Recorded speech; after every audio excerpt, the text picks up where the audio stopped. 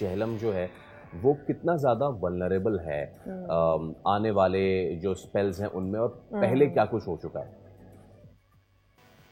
وعلیکم السلام میم.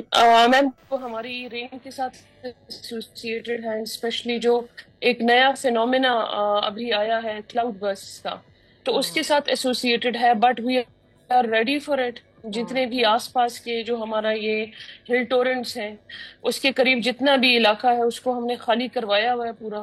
سو فی الحال اٹس ایسوسیٹڈ ود دا رین.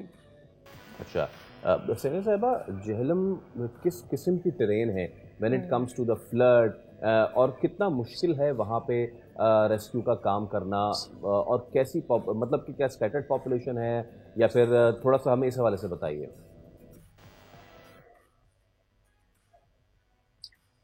سر ہمارا اصل میں جو پھیلاؤ سٹارٹ ہوا پانی کا، پہلے تو یہ آتا ہے اسمال ڈیمز ہیں 3-4 جو جہلم کا جو نالا ہے اس کو فیڈ کرتے ہیں.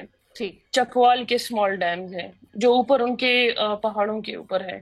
ایک دم ان کے اوپر جیسے کہ ٹی وی نیوز میں بھی تھا 427 ملی میٹر کا کلاؤڈ برسٹ ہوئے ہیں، اس میں ایک دم پانی آیا ہے، نالا بنا تھا.